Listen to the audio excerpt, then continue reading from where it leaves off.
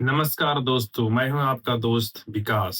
आज हम डिस्कस करने वाले हैं कि वर्ल्ड के स्टॉक मार्केट में, जैसे कि अमेरिका हो गया या किसी भी और दूसरे कंट्री के स्टॉक मार्केट में कैसे इंटर किया जाए, कैसे इन्वेस्टमेंट किया जाए। तो सबसे पहले ये समझने की कोशिश करना है कि आपको दूसरे स्टॉक मार्केट में, दूसरे कंट्री के स्टॉक मार्केट में इन्वेस्टमेंट क्यों करना है, राइट? तो इसका सबसे जो पहला आंसर है कि आपको डाइवर्सिफिकेशन के लिए दूसरे कंट्री में इन्वेस्टमेंट करने की जरूरत पड़ सकती है बियॉन्ड इंडियन इकोनॉमी। अगर आप इंडियन इकोनॉमी से आगे चल करके इन्वेस्टमेंट अगर करना चाहते हैं, तो आपको दूसरे कंट्री के स्टॉक मार्केट में इंटर करना चाहिए, राइट?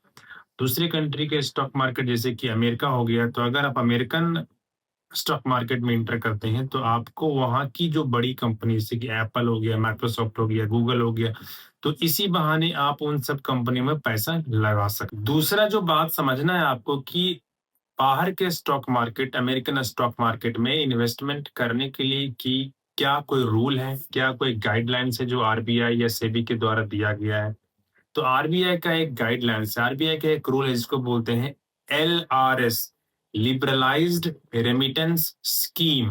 इसके अंतर्गत आप जो है बाहर की कंपनियों में, विदेशी कंपनियों में लगभग 2.5 लाख यूएस डॉलर तक का इन्वेस्टमेंट आप कर सकते हैं अमेरिकन स्टॉक मार्केट में। यही एप्लीकेबल है दूसरे भी कंट्री के स्टॉक मार्केट में, राइट?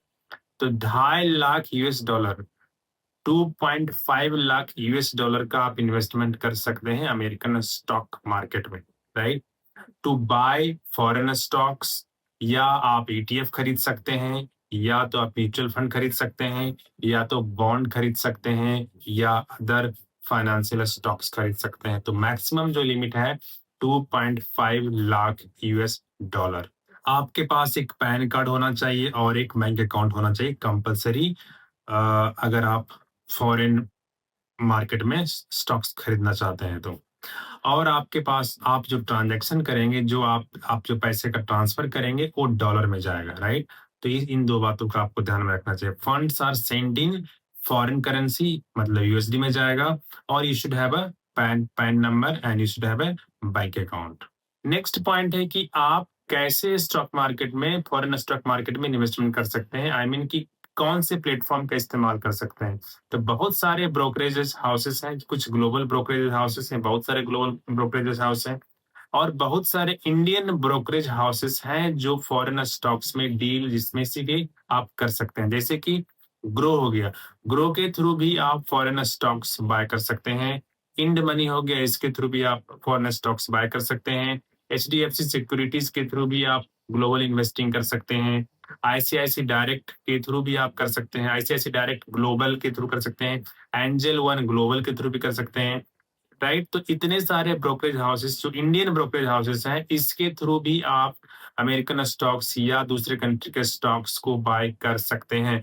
और कुछ जो है ग्लोबल ब्रोकरेज हाउसेस हैं, जैसे कि मैं एक का नाम लेता हूँ, interactive broker, Charles Schwab a broker है, TD Ame Ameri Ameritrade, TD Ameritrade, Saxo bank. तो ये सारे जो ब्रोकर्स हैं, इसके थ्रू भी आप, एक सारे ग्लोबल ब्रोकरेजेस हैं। लेकिन आप अगर इंडियन ब्रोकरेज के थ्रू आप ग्लोबल स्टॉक्स बाय करना चाहते हैं, तो उसका मैंने अभी जस्ट नाम बताया, उसके थ्रू भी आप कर सकते हैं। ग्लोबल ब्रोकरेजेस हाउसेस के थ्रू अगर आप स्टॉक्स बाय करते हैं तो बहुत ज्यादा रेमिटेंस चार्जेस आपको देना पड़ता है, right? Higher remittance charges, USD conversion और टैक्स कॉम्प्लेक्सिटी आ जाती है, राइट? लेकिन इसका फायदा है कि आपको डायरेक्ट स्टॉक्स आपके डीमेट अकाउंट में आ जाता है। लेकिन अगर आप हायर रेमिटेंस से बचना चाहते हैं, हायर टैक्स कॉम्प्लेक्सिटी से बचना चाहते हैं, तो आप यूएस स्टॉक्स, लेकिन आप यूएस स्टॉक्स भी खरीदना चाहते हैं, राइट?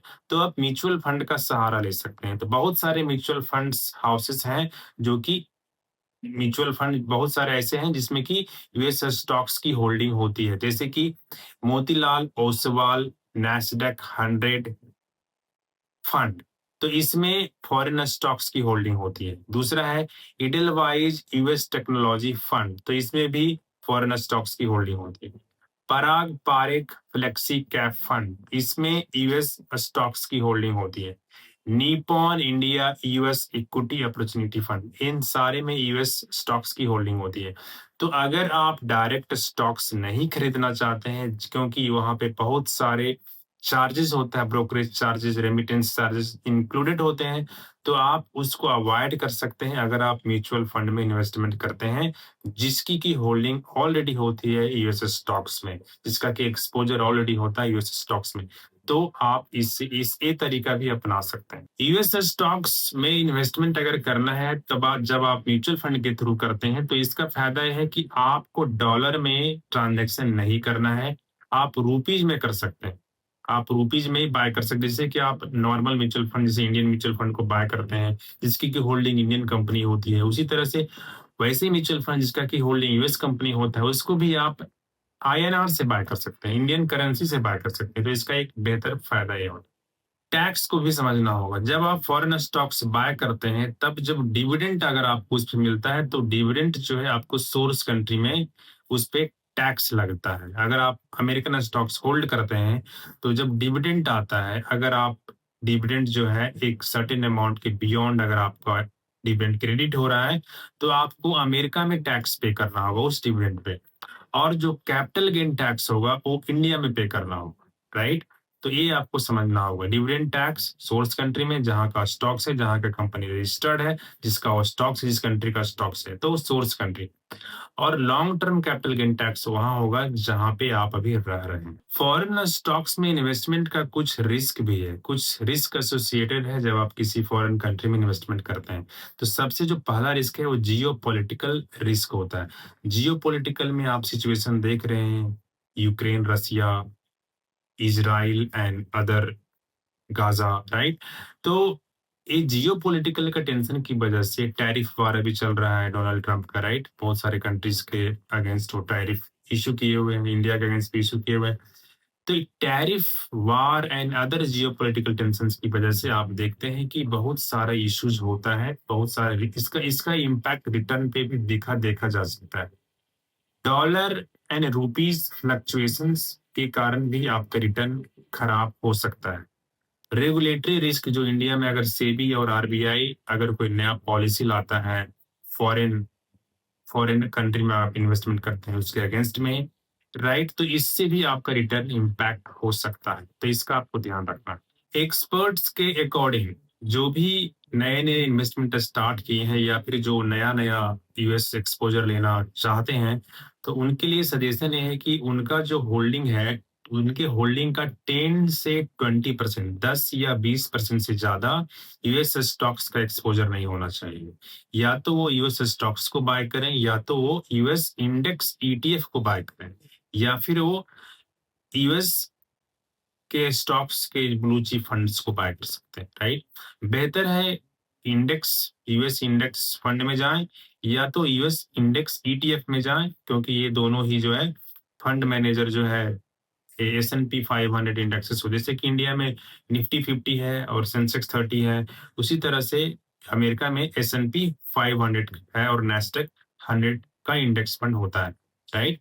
तो इसमें आप इन्वेस्टमेंट करें तो दोनों बेंचमार्क इंडेक्सेस हैं, S&P 500 और नैस्डैक 100, ये दोनों ही बेंचमार्क इंडेक्सेस है, जैसे इंडिया में निफ्टी है और सेंसेक्स है, राइट। तो इसमें आप इन्वेस्टमेंट कर सकते हैं, तो कोई टेंशन की बात नहीं है। तो किसी भी व्यक्ति का पोर्टफोलियो कैसा हो सकता है, जैसा कि मैंने बताया कि ग्लोबल एक्सपोजर जो है, अगर आप ग्लोबल स्टॉक्स में इन्वेस्टमेंट करना चाहते हैं तो 10 से 20% आपका एक्सपोजर होना चाहिए ग्लोबल स्टॉक्स में।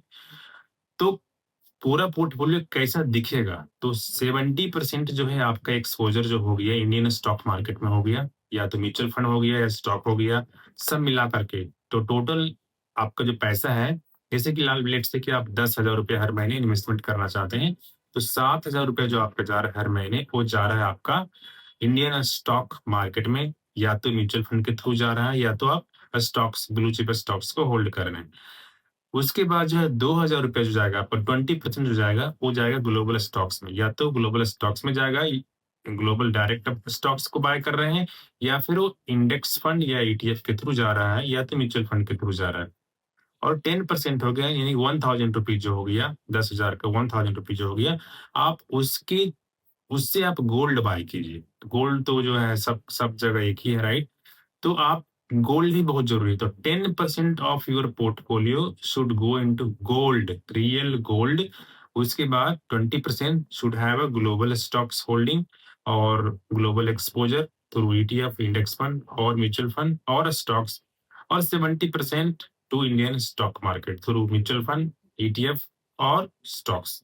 तो इस तरह से आप पोर्टफोलियो को बिल्ड कर सकते हैं। तो अभी के लिए बस इतना ही। अगर आपको मेरा वीडियो पसंद आया तो प्लीज लाइक द वीडियो, और आप मेरे चैनल में नए हैं तो please subscribe the channel and click the bell